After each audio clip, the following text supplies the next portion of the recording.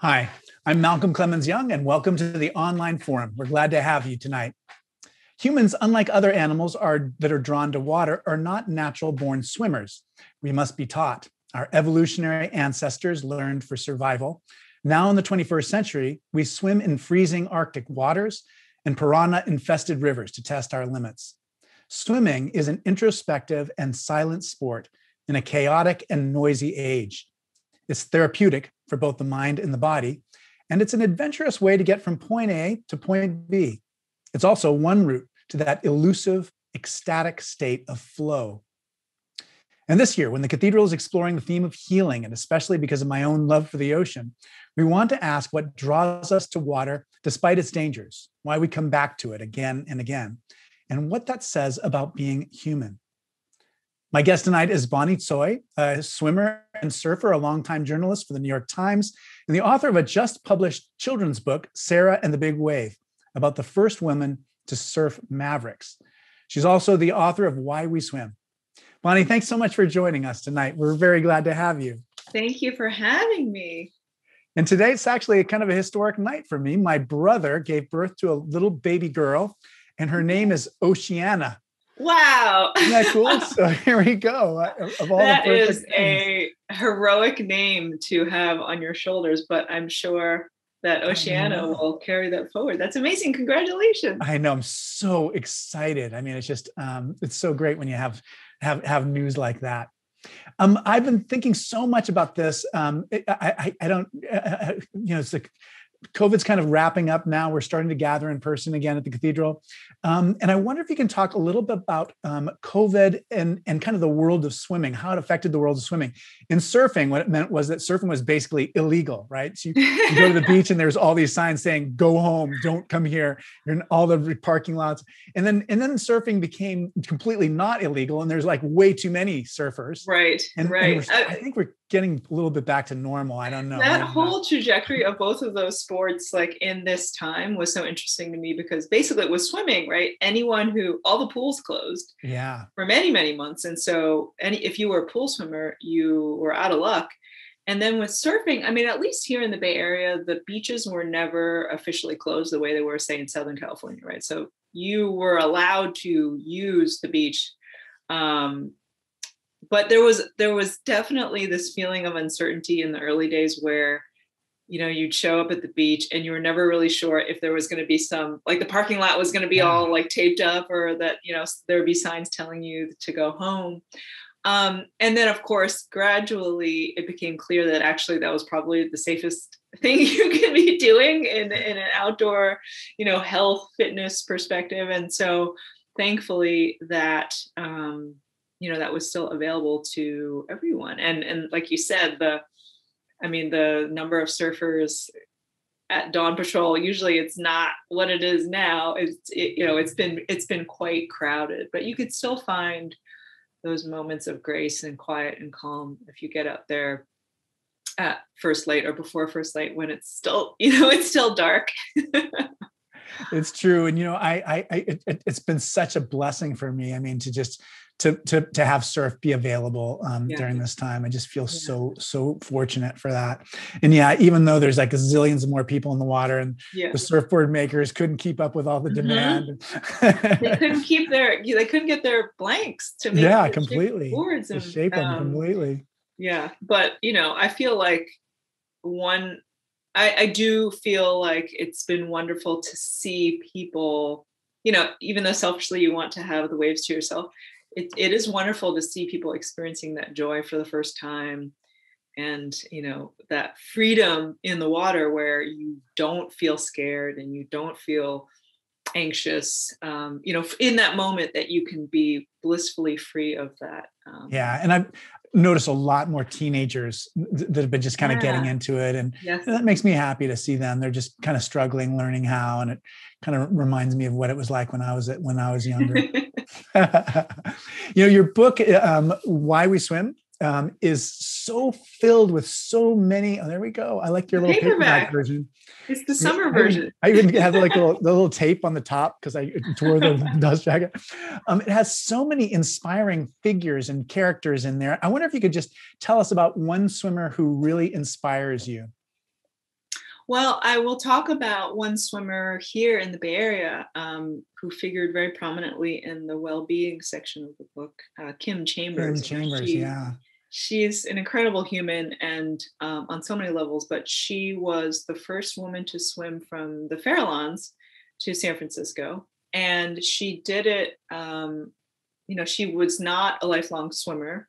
She did it after almost losing her leg to amputation after an accident where she fell down the stairs and had a severe injury called a leg compartment syndrome. And, basically the pressure builds up in your leg from a blunt force trauma that can result in amputation.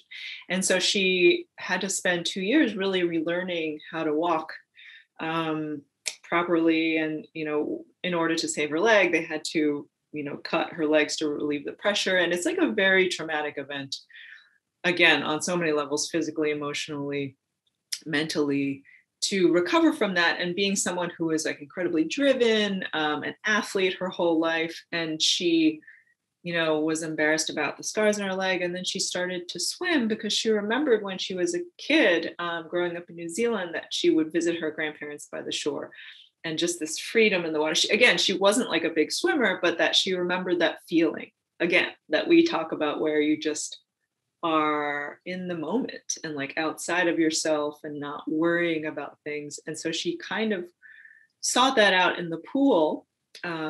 And then she was invited by some swimming friends to go to swim at Aquatic Park in San Francisco Bay with the Dolphin Club. And she said, she'd been living here in San Francisco in the Bay Area for a long time. And she said, "What? Who swims out in the Bay? Like, nobody does that." And of course, Dolphin Clubbers and the South End Rowing Club, they all do that. And she says, I just will never forget how she told me the story. She said, not many people have video footage of their rebirth, so her friends like filmed her as she got in the water and swam around. And she said that she was like this broken, skinny, 120-pound woman who was just like scared of the world, afraid of her scars, and then she just was like hooting and hollering and laughing. And that was like her rebirth. She talks about it like that. And it really was, right? She started to train with Dolphin Clubbers. She got a coach, and she became, it turns out she's like freakishly gifted at open water, long distance swimming. And how amazing to have that, from some just really terrible event to come out of that, knowing that you have the strength and the resilience to build something new, for her. One of my favorite parts of her story is just that, she has this latent talent. Here's this person who's, going through life not swimming at all. And she has something that she doesn't even know that she has. And this terrible tragedy just kind of like awakens that. What makes her such a good swimmer? Like, is it some physiological quality that she has, or is it just like her focus, or is it just something she just loved and didn't know she loved? She has a really high pain tolerance and serious grit. And she's really funny because she talks about how when she first started swimming, Vito Biala, who was one of her sort of early mentors, said, your technique is terrible. You couldn't swim your way out of a paper bag with flippers on. That's great. And she's like, oh, okay, well, I have some room for improvement, and takes all of that with like her characteristic lightness and like, I will charge after this thing and get better. She's not insulted by that. She thinks it's funny and, just works really hard. And I think that it's a combination of all of those things. She obviously has a real drive to succeed and to get better. And she has like this very singular, she can motivate herself. It comes from within for sure. Some people are, at least when they talk about why they do things or attempt amazing feats, they seem to talk about it in an externally motivated way. I would say, from having spent all this time with her and talked with her about just all of these things that have happened to her in life and how she's even in like the darkest times, she finds it within herself to keep going. I think that that's really something that is within her. And I give her a really great credit for that. Yeah, that's great. That's another thing I think is extraordinary, that there's certain people who can just focus their attention and accomplish extraordinary things. I go by Aquatic Park all the time. I see the swimmers in there, and I just like, I love what they're doing, but I would love to know more about like the history of the Dolphin Club and the South End Rowing Club. Like I know they came into being in the 1870s or sometime around then. Like, what's the history of this group, and kind of like what kind of characters are in there? I mean, like, is there something that they share in common besides, cold water? It sure makes. I mean, every time I go in the water and someone complains to me about how cold it is, I think of those guys out. And you think of those guys just going out day after day after day, and that's like their regular. I think one thing that I found so amazing about researching and writing this book, and specifically with learning how to tolerate the cold water without a wetsuit, is that the human body really is very adaptable to cold water immersion. Like, you just have a few days in a row of doing that where you increase like the time. The first day, of course, it's all in your head and you're just freaking out about how cold it is. And then you just, little by little, you adapt so that you can last for much longer. And you don't feel the cold as much. And it's just like certain physiological changes are occurring that you can do that. And then, of course, if you stop doing it, you kind of have to start all over again. That's what a lot of, I've noticed that for myself, that my tolerance for it really, like, it just, I was spending time recently with the Mexican long distance swimmer and also world record holder like him, Antonio Arguelles. He was training here last week, and he's going to make an attempt on the double English Channel this summer to be the oldest person to do it. So he had been training, and so he and Kim had, if you've read the book, if our readers have our audience has read the book, they'll know that Antonio and Kim swam this, were sort of co-captains of this swim across the border a couple years ago. Right, that was such a powerful section. Yeah, and to raise awareness of border deaths at the border between the U.S. and Mexico. And it was a friendship swim, basically. But he told me, so we finally met in person actually last week, and he said, he'd been put off his attempt on the double English Channel for a year because of COVID. And he hadn't been able to get into cold water to train. And he said, he'd been swimming in the pool, and he was training with one of like Mexico's top like Olympic hopefuls. And then it was kind of heartening for me for when he told me, and he does, like, this is what he does, like swims, does these big epic swims in cold open water, that because he hadn't trained in cold water for so long, he had to start again. I mean, he basically had to like do this whole regimen of like adapting to it and increasing his time in frigid water. And I don't know, something about that was comforting, because it was like, even this guy who's like a beast in the water has to do that. If you don't practice doing it, then you need to get back into it. And I don't know, it made me feel like that we're all closer together, different slices of humanity. Yeah, it was accessible to me. It's one of the most interesting things. When I was a little boy, I mean, it just part of the only time in my life that I swam was when I was a graduate student in the East Coast. And the only reason I swam was just like stay in shape during the winter so I could surf all the rest of the year. And, if I'd gone to graduate school like 10 years later, I would have just surfed through the winter, because that's what my friends in Maine do. They surf through the winter. Yeah, winter surfing is a thing now. Yeah, but it really wasn't a thing before. And I wonder if we're just, as a species, just getting less afraid of cold water. I mean, part of it is just like having 5 mil wetsuits helps a lot. I think that's your bigger thing. But I do wonder if just like if we're starting to have like a new idea, a new sense of what's possible for human beings in cold water. I think so. I think that our knowledge of hypothermia and, cold water immersion, what happens to human bodies in cold water, is only increasing. I mean, there's been a lot of, even in the course of the years that I was writing the book, researching, writing the book, there were studies coming out about longevity and pain and arthritis patients and all of these things that were super interesting, that were new. I mean, or like brown fat. Oh yeah, right. I love that section. All that stuff is relatively new and only kind of, just getting more and more granular in the knowledge that we have. I'm losing my hearing because of the bone growth in my ears. Oh, you are? Oh. Yeah. But I wonder just... You have to get it drilled? I haven't yet. My friends have had multiple drillings. It just doesn't sound very fun. I'm going to wait until I absolutely have to get it drilled before I get it drilled. Is that good? Come on. Sometimes I have to warn the people who work very closely with me that I'm not getting everything that they're saying.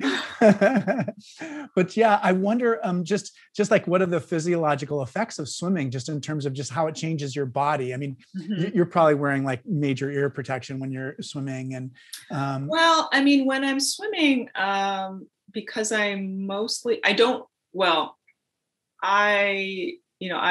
have surfed through the winter here, but I don't wear earplugs. And when I swim, I am mostly swimming in pools, except when I can't, right? So like for the first part of pandemic, there were no pools open here and I couldn't get, so I was swimming in the bay. But, even so, the bay was not, I mean, I think the coldest I'd been swimming in was like 50, like low 50s, like 51 or so. I mean, it's quite cold, but I wouldn't stay in that long. I am definitely very conscious of the hearing. I think it's called exosis. I think that's what you said in the book. I didn't even know what it was called. It was just like but it is, I mean, that's like a known. And what I was interested to learn about that is that it's not necessarily immersion, cold water immersion, but like sailors get that too. Like it's just like whole, like wind. And I think the other things, you get it, like your ear tells you which is the prevailing wind. Yeah, right. Because you get less. Which way are you surfing? Are you? Yeah, right. If you're facing out to the ocean, you're going to get more in the right ear. Yeah, and it's so funny. Yeah, but other physiological effects, just in terms of just like, how does your body change just from swimming? Like in what ways are you stronger? What effect does it have on your heart rate? And I mean, I loved learning about all of that. Just that, dopamine levels shooting up, metabolism, going up multiple, manyfold. From, depending on like the temperature of the water, of course, affects you, but also just like being around it, listening to it, looking at it, the water, that affects your brain activity, that your alpha wave activity goes up. And and it makes perfect sense if you just from an anecdotal perspective, those are that brain waves that are associated with calm and relaxation and creativity. And you do feel that way. You feel that you reflect, your body is reflecting, and your mind set are reflecting the qualities of the water, that there is a lot going on there. And that the water feels really good. I have a good news and bad news on the surfing waterfront right now, which is that the week before last, I broke 2 ribs surfing. Oh, I'm sorry. So that sucks. That sucks. I totally have done the same thing. The good news is same thing in San Diego. Oh yeah, that happened to you too? Yeah. Let's talk offline about your regimen for recovery, because I'd like to hear about that. Yeah, definitely. You just kind of wait it out, I'm afraid. It hurts so much. You just like think you're gonna die. I'm so sorry. Getting out of bed is the worst. Like, I never thought that would be the worst part of my day, but it really is. Oh my gosh, I'm so sorry. The good news is that this is day 12, and I feel so much better now than I thought I would days 1 to 3 where I was just deep in this hole. But tomorrow I'm gonna get back into the pool, not really to swim, but just to kind of like float around and just feel buoyed by being in there. But I just was waiting I didn't think it was gonna come this soon, but feel good. Yeah, that's good. I'll keep you in my prayers because that is such a tough deal. I wonder if you can talk a little bit about just kind of like the connection between surfing and swimming. I mean, just like the cultures seem really different, but there does seem like there's overlap. I mean, I'm definitely not one of those people who came into surfing through swimming, but I have friends who are more like that. I definitely feel like there's overlap. You're right, though. I mean, in that the populations are not, the Venn diagram is not perfect. But I have been out in the water in the pandemic, and people have, this is so nerdy, but people have recognized me from the book, and I'm like, cool. Well, that means that you are deep into swimming, because no one is like, that has never happened to me before. So clearly they're reading a lot, they're swimming, and they're out surfing. So there's some thing happening there, some synergy that I have hit that I feel really, really happy about. But that there are a lot of master swimmers who are surfers, I think. In those communities, I mean, I think that if you're kind of looking for an aquatic tribe, those two sports obviously support each other. But you're right, it's like, it's not that there are also very, very separate. I think that both the practitioners of both sports are after, some mind and body practice that they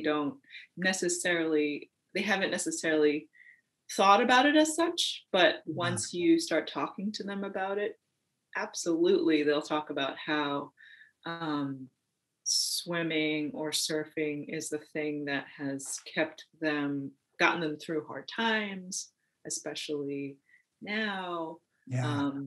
And that's another question I had for you completely. Like, when I'm surfing, I'm basically just like looking for the next wave. I'm not thinking of anything. Isn't that wonderful? Like, I'm just thinking, it is, it's great. Like, is the wind coming up from the south? That's all I'm thinking. And I wonder, when you're swimming back and forth in the laps, what do you think about? I thought, when I was writing the last section of the book, the flow section, it was so funny because I would either go to the pool or I would go to the bay, and I would get in the water because I wanted to interrogate that for myself. And I would get in the water, and then I would start swimming, and I would think, what am I thinking about? And then, look at the birds, or notice the way the water felt, or the way the light looked, or did I hit some seaweed, or, just, am I worrying about problems? Am I thinking about, like worrying about something my kids were going through, or that, or like also lately, like just noticing, how's my body feeling, Right. as, is my shoulder aggravated or whatever. And it's a check-in. It's a check-in with yourself. I think swimming is different from surfing. Pool swimming is definitely different from surfing because you can allow your mind to wander, right? You're just you're in the circumscribed known quality, the shape that you're just on autopilot, and then your mind can wander. But surfing demands your attention. And because you're attentive to the moment, I think that's liberating in its own way. So it's like two kinds of mental states that I appreciate, because they're both enabled by water, but they are different. Yeah. One of my favorite parts of the book was the Neolithic paintings from sub-Saharan Africa of swimmers, like cave drawings of swimmers from 10,000 years ago. And I wonder if you can say, like how do you know that those people are swimming? Like, the experts and the archaeologists look at that. Like, so how do they determine that? I wondered about that. There's definitely, there's some debate about it. Some scholars say, like, oh, it could be that these are souls ascending to the afterworld, but then if you're a swimmer and you look at these drawings, you're like, they're definitely doing the breaststroke. I mean, they're like frog kicking up the walls of a cave. And it's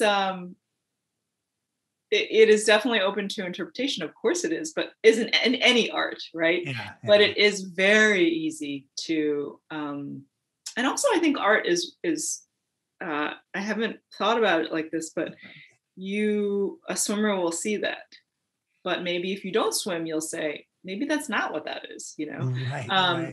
Right. But I do think that it's really interesting how when Laszlo Almasi, the Hungarian explorer who discovered the Cave of Swimmers, found the cave and then speculated that the people who had made the art, made the paintings, were actually there were lakes nearby. And at the time, like any theory of climate change was so radical that people were like, this guy's crazy. And then his editor wrote this, apparently wrote some note or footnote saying, like, I don't agree with this. this theory. And then it's been so fascinating then, of course, in the decades since, that all of this science has been amassed, where they have found, they found the dried lake beds and, all of these, all of the evidence of like certain planetary shifts that moved the monsoons like north and south, like in Africa. And so that this is like the period of time that was called the Green Sahara. Yeah. And I love then thinking about like, they'll also have like skeletons of huge fish and piles of clamshells in the Sahara. I mean, that's and as you say, you described it, even a burial that could very well have been of people who drowned. I thought that was so too. I mean, I that was amazing also to get to see that.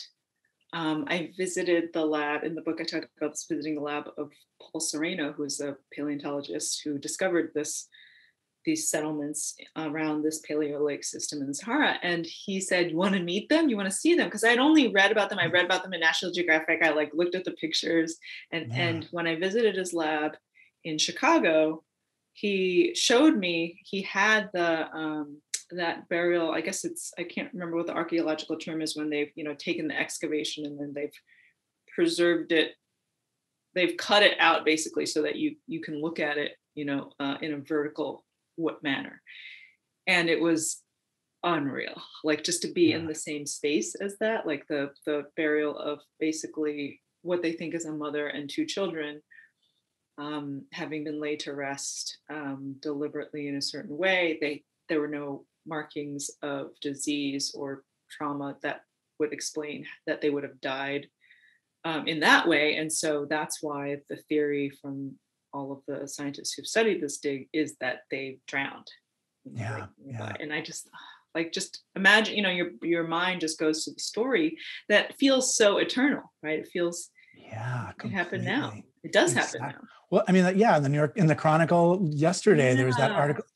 So tragic. And you go to the beach with both your children, and you come home and you only have one of them because it was a horrible story. And it did make it really human, the way people swim, or in different cultures too. I love that. You described so many different cultures in their approach to swimming.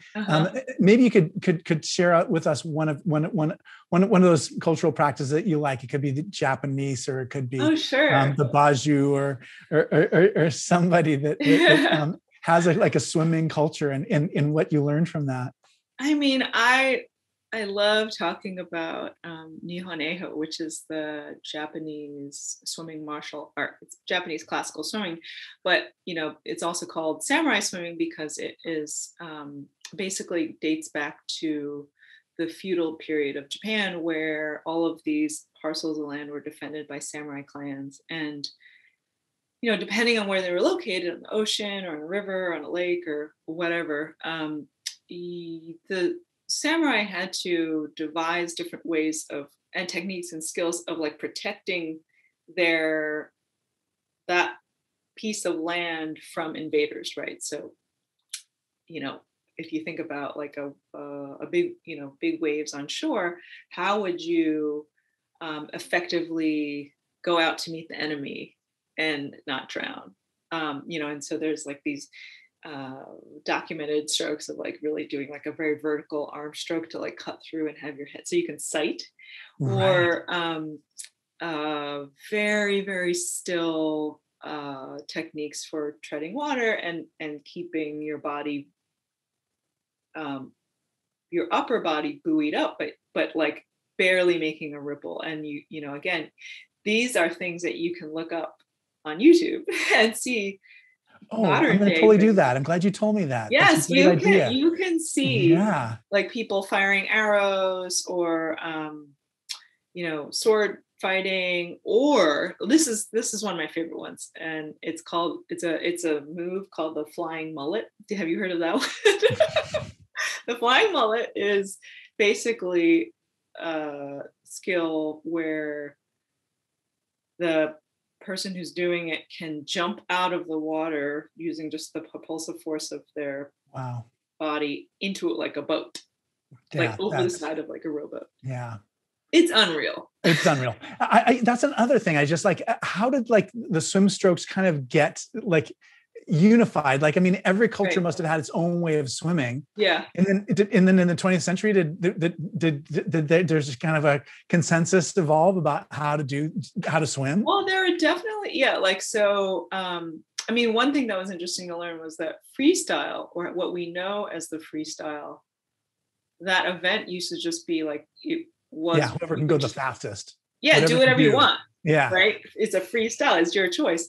And of course, over time, that defaulted to a front crawl stroke that, has been kind of been tweaked over time, where the beats of the kick are different, or the timing of the arm strokes are different. And then what you do with your head, like, are you up like this, or are you breathing, have been so refined such that the front crawl, Australian crawl versus, various other, over time they've been parsed out and different changes made, but that essentially it defaulted to the front crawl stroke because that became the fastest, but it wasn't always like freestyle. It wasn't always synonymous with that front crawl stroke, which I find so interesting. Yeah, me too.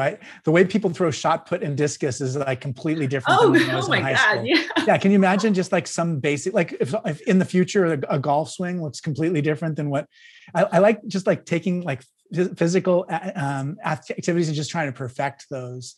Yeah. But I wonder just like about the breathing part too. It's just like, does swimming affect your breath? Does it change how you breathe? Do you notice a change when you're kind of like in training versus when you're kind of more out of it? I've actually been super attuned to my breath in the last couple of weeks because of the broken ribs. Yeah. And I realized that, the expansion of your rib cage and your chest and all of the muscles, all of those interstitial muscles, are doing so much in concert. And when something is wrong, you don't feel like you can catch a breath. Your body then responds to that because, there are all these, kind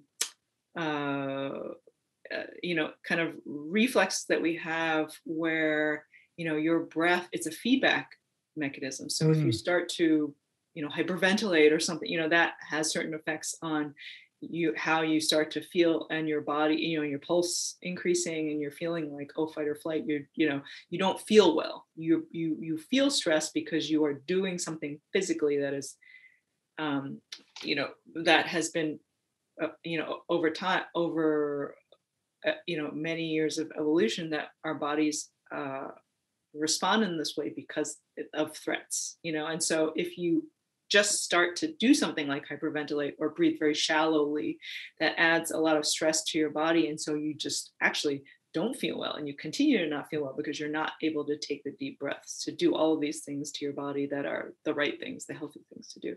So that's something that has been really interesting for me to feel very acutely in the recent days, because that's not something that I normally feel. And so with swimming, one of the things I learned with the book is that, you are constantly calibrating your breath and taking big, deep breaths and holding them and exhaling slowly. And that's like that's like a relaxation technique. And that's why I think in a lot of ways, swimming is moving meditation. A lot of people have said like, oh, I gave up yoga because swimming is basically yoga, but in the water. And I feel, and I also get the endorphin rush from it that I don't get from yoga. And that's super interesting to me. I mean, the first time someone said it to me, I thought, wow, that's, I hadn't thought about the role of breath that's built into swimming, because you can't breathe underwater, that you have to control it. And the rhythm of it has everything to do with how well you are swimming. So it's all about efficiency and really timing. Right. In your book, you talk a little bit about just your anxiety and fear of death, which, everybody has that in just different, it comes out in different ways, I think. But I wonder if you can talk about any times where you felt in danger, either when you were surfing or swimming, and it just didn't feel safe. Well, a couple of times sadly recently, where other than the broken rib incident, where the instant that it happened, I thought, I definitely feel like I broke something and I need to get into shore. Yeah, it's a terrible feeling. And the reason you broke something is because it's so dang big anyway, and it's harder to get in. It was just awful. But we were back east in Florida visiting my father-in-law earlier last month. Florida is where all the sharks are. Yeah, right. I mean, the other sharks besides the great white sharks that we have here. Most of the shark encounters in the US happen in Florida. And so I had reason to think of sharks recently because I wrote a story about them, and I wrote about Ron Elliott, who has been a longtime underwater photographer out in the Farallones, and spends a lot of time with the great whites during the feeding season there, and thinking about fear and resilience and sort of how we cope with that and what occupies our minds, why we place so much of a premium on certain things to like feel that they're risky versus other things. Why right. You and I are not fearing sharks when we go out for our surfs, because that's a decision we've made and something we've calculated, and then we don't think about it. And yet, I think now sometimes when I'm driving that someone cuts me off or something, and I think this could totally kill me at any moment, and I not really worrying about this, but then I feel like I have been starting to think about it because I've been thinking about like the odds or the statistics that are actually much more realistic that, you would get into a car accident. Anyway, so when I was thinking about sharks, I was out swimming a ton in Florida, and it's so beautiful, in this part of Florida. And but the black-tip reef sharks were out in full effect, hundreds of them like feeding offshore. And actually, I found out after some fishermen were kind of like, they were in a boat and they saw me swimming, and they said, there's a big shark circling our boat. And, like, you're braver than I am. And so I got out of the water and I went home, and then I Googled to see what was happening with sharks recently. And it turned out a kid had gotten bit at the pier like 3 weeks before. And I thought, how do I then, recalculate, do I get back in the ocean? What are the odds? And of course it's so imperfect. You have no idea. Like you can't really, it's just more like you learn all the information and then you just make a decision that's really not necessarily based on logic. One of our traditions is we take questions from our audience. We're starting to just get a zillion questions. Okay. So here's one. When did you start swimming and why? Do you remember what it felt like and what you thought about on your first swim? And do you still feel that wonder? That is such a great question. I don't remember the very first time, but I write about an early experience that I had swimming at Jones Beach in New York when I was growing up as a kid. And that's part of the opening of Why We Swim, where it's that joy of like when you standing in the surf the big swell comes, and then everyone goes, whoa, and like jumps up and right, then gets their completely. feet, and then just waiting for the next one, and just floating and swimming with my brother and my cousins, and just being so happy. Like we spent like so many summer days like that, and then I got knocked over by, like, I got hit from behind by a wave, and I just was sort of super disoriented and couldn't find my way up. And I remember that moment underwater, like expanding like forever. Like it just seemed to hold like a lifetime, and thinking like, oh, I can't really tell which way is up. And then my cousin like accidentally kicked me, and the water is sort of murky, it's green. And then that's how I found my way and then I remember feeling embarrassed. I was super embarrassed because I didn't want people to. Completely. And I just pretended nothing happened, and I kept swimming. And that is a very, I think about that a lot, because it is something that I, of course, with teaching my kids to swim, and them now having passed through that age, and they're 8 and 10 now, they're swimming on the swim team. But when they were first learning how to swim and first really being excited about the ocean, I could not stop thinking about that moment, because I wanted them to have that unfettered joy, and then also to understand on some level that like the water can kill you. And not have that be oppositional. Exactly. Damning way, you know what I mean? Like, yeah, I totally do, because you want them to be safe, but you're exactly right. Okay, question about Kim Chambers. What is her ape factor? Did it contribute to her open water abilities? Her what factor? I don't know. I can't even read it. My eyesight's so bad. Ape factor, APE. All right. So here's the next question. I've heard it said that swimming is the only physical activity that uses every muscle in the body. Is that confirmed by today's body of knowledge? That's a really good question. I don't know the answer to that, but it does seem plausible. And if you find this out, report back. We would love to. Yeah, I will. I totally will. Here's another question. I would like to swim in the bay more. However, feet and hands get painfully frozen after 15 minutes in the bay. Do you have any tips to slow this down or minimize this?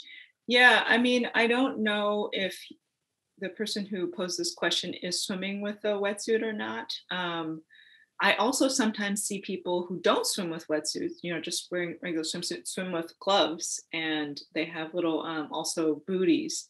So, or like an insulated cap. And so if it's just your extremities that are feeling that they're not, and sometimes that I think people's sort of peripheral circulation is not as great, whereas they're like, most of their body can withstand it, but their fingers and toes can't. I do see people with like just light neoprene gloves and booties, so that might help you.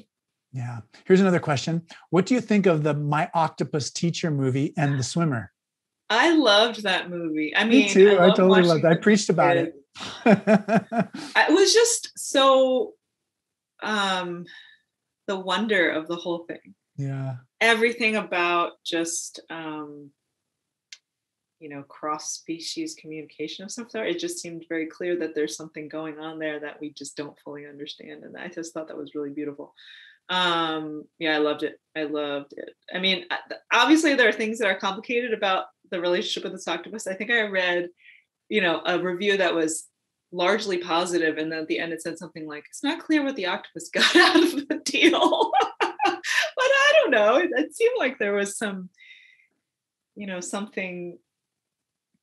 I just find the whole idea that we are so like from such different parts of the evolutionary tree or bush or whatever. Exactly. That there could be this incredibly intelligent animal that works so differently from the way we work, and yet has clearly the intelligence to match us in many ways. I just thought that was so cool. I loved it. Did you ever read Grayson by Lynn Cox, that book? Yes. Yeah. I loved that book. It was basically her swimming in Southern California, just offshore, and discovering a pod of whales. I felt similarly about Cy Montgomery's The Soul of an Octopus. Oh yeah, right. I've got that on my list. That book is so good. And she writes about this relationship. I mean, it's not unlike The Octopus Teacher, except that the relationship she develops with this octopus is in the aquarium. Because she had spent a bunch of time in the field researching and studying other octopuses, but this particular octopus that she develops a relationship with is in the, but there's like similar kind of just extraordinary stories of connection and meaningful connection that it just blows my mind. I love that. So I have a friend who's a surfer from Santa Cruz, and this is what she says. She says, "What are your thoughts on Ocean Ramsey, the woman who swims with great whites in an effort to conserve shark populations? As a former surfer who never quite got over my irrational shark phobia, I found her work awe-inspiring." Yeah, I mean, I think about Kimmy Werner, same thing. She's this Hawaiian. Oh, you probably know about her. She's this. She was in the documentary Fish People. She's been she's like a spearfishing champion, but she also there's footage of her swimming with a great white, just kind of cruising along, holding on to the dorsal fin. Yeah, right. That's like completely. It's an amazing image. What do I think? I mean, I think that what I think is sort of beyond words, but you can see from my face that I'm agog that this happens. Yeah. Yeah, we my local spot in Hawaii has started to have shark attacks. I always kind of justified it was, it's all the other side of the island where the tourists are, and now it's starting to not be on the other side of the island where the tourists I mean, I do think it's really interesting how we, as a human species, we have very particular ways of justifying our behavior and processing threat.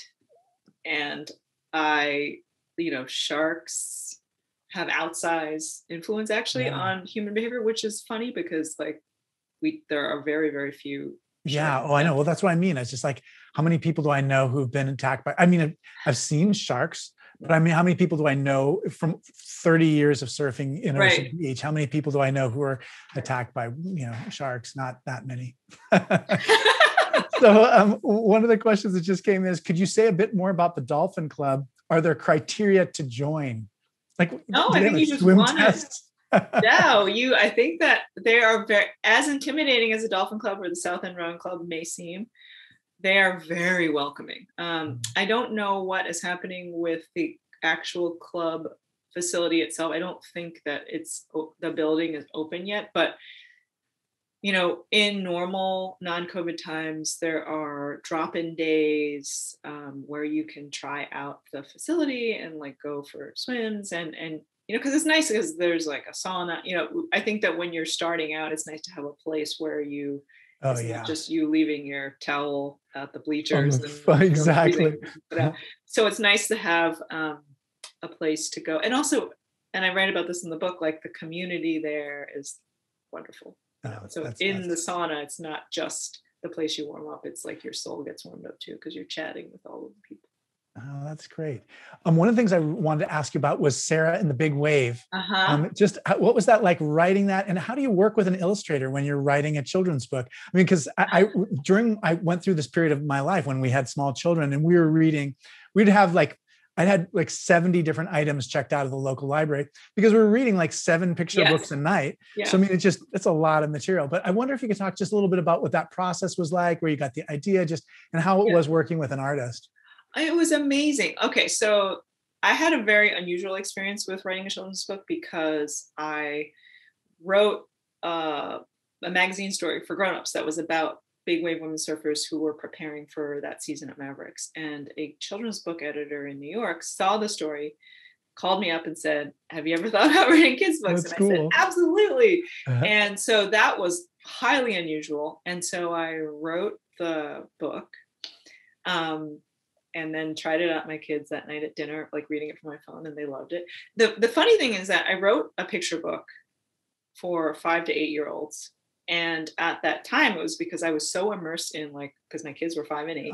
Exactly. Immersed. I was reading, like you were describing, I was reading a bajillion books a day to them. And then my husband and I would laugh about the ones we just hated and would just, oh, I know. Same with us. We just because we read every like, book in the library. The worst book. Like it just like it's like a plot summary over and over and over again. For whatever reason, sometimes they're like, please read that one again. But I think collectively as a family when you hit the gem, because everybody is like riveted and wants to read it over and over again. So I wrote the book about Sarah Gerhardt, who's the first woman to serve Mavericks. But I also was thinking about when I wrote that story, when I was thinking about how to do it, you see all these, there's a million like picture book biographies about people whose lives are fascinating, right? But it is like a start to finish, like their whole life. And that's not a good book. Like that's just, it's a fascinating life, but that doesn't necessarily make a good book. And so I thought, how can I solve for this problem while conveying like how amazing this person is? And I decided to just tell the story of the day that she meets her first big wave.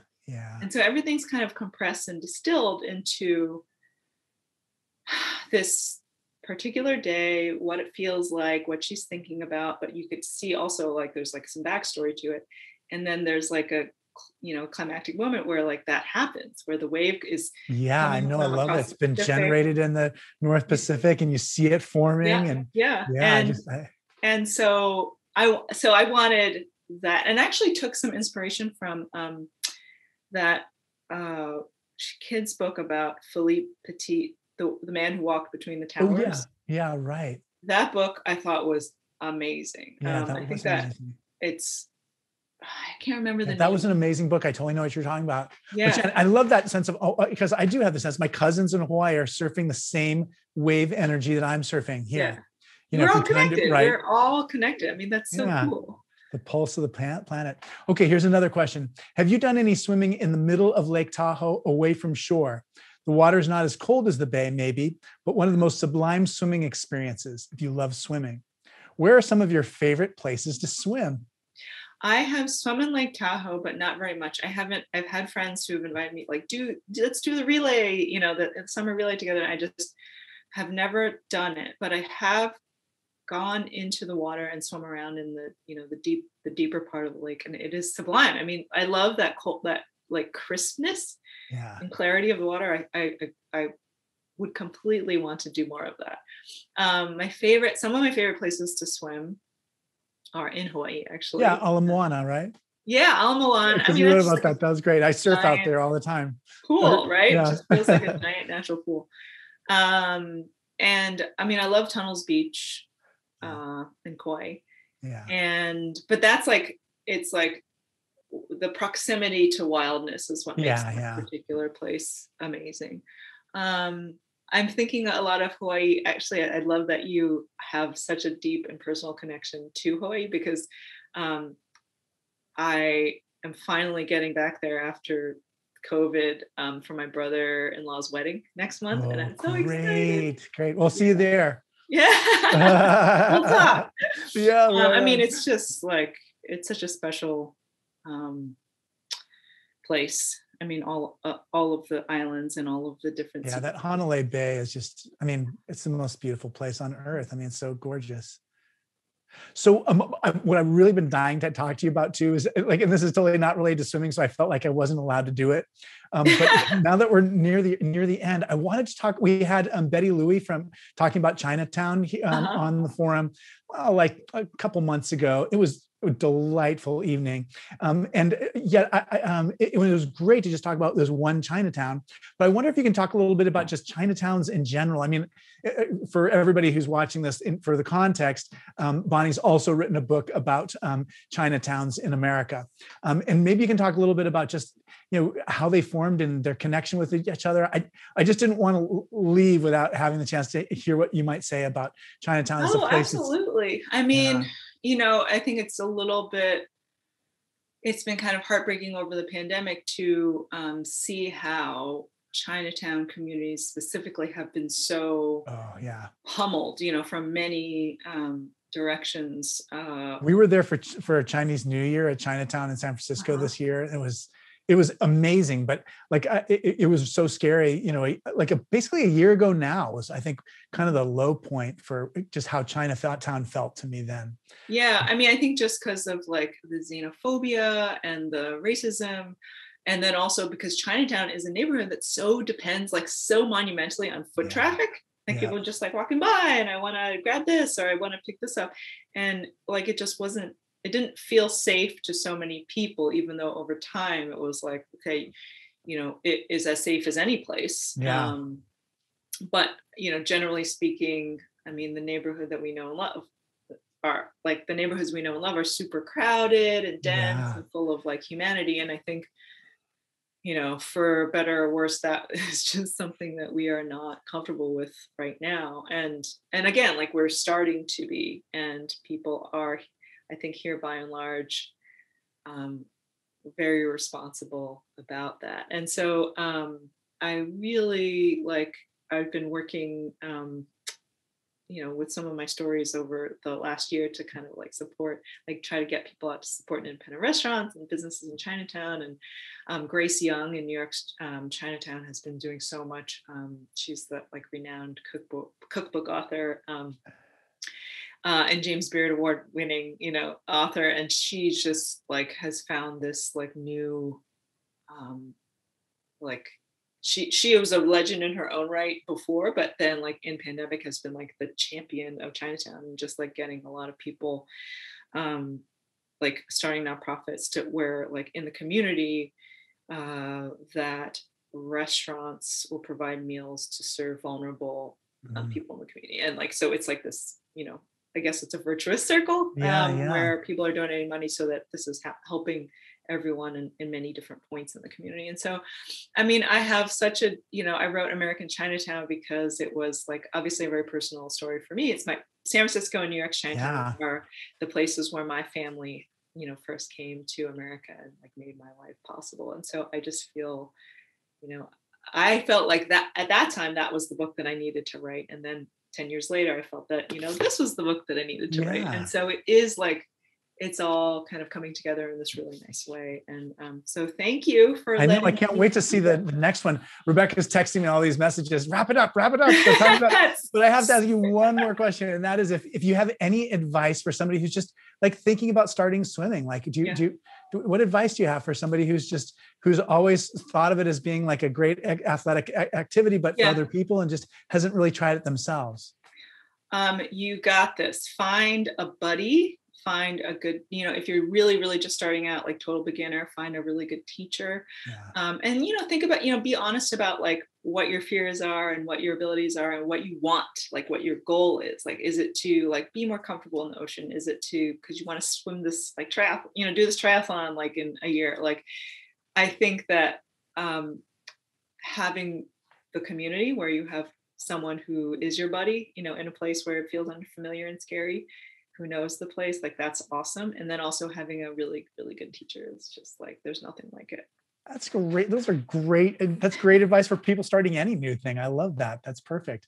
Yeah. And if you get the right, I can imagine just starting with a strong stroke and really understanding how to kind of the mechanics. Yeah, and like flotation, it's just about, again, like breathing. It all comes back to like the breathing and relaxation and understanding that you have to work with the water and not against it. And I think that takes a lot of the fear away. Like once you realize your body is like, it knows what to do. Like it's pretty cool. Well, I feel like I want to just go out and swim right now. Tomorrow, exactly. Well, hopefully my biggest problem is just, I love surf so much. anytime I'd be swimming, I'd be not surfing. I feel you. Well, I'm sorry about your ribs. I hope you heal really soon. It's tough. That's a tough one. You will though. It just feels terrible, but you'll be back to normal. Time is what patience. It is. Things that are so hard. Well, for everybody, please join me next week when my guest will be Anna Malaika Tubbs, author of The Three Mothers, How the Mothers of MLK Jr., Malcolm X, and James Baldwin Shaped a Nation. We'll be talking about the three women who raised and shaped some of America's most pivotal heroes. And we rely on your support, too, for the forum. Gifts of any size make a difference. You can give on gracecathedral.org or by texting THINK, THINK, to 76278. And Bonnie, thanks again for being just such a delightful guest. And thanks for your work in making swimming exciting and helping us to know why it is that we love the ocean so much. Thank you. It's been such a pleasure talking with you. Good night, everybody.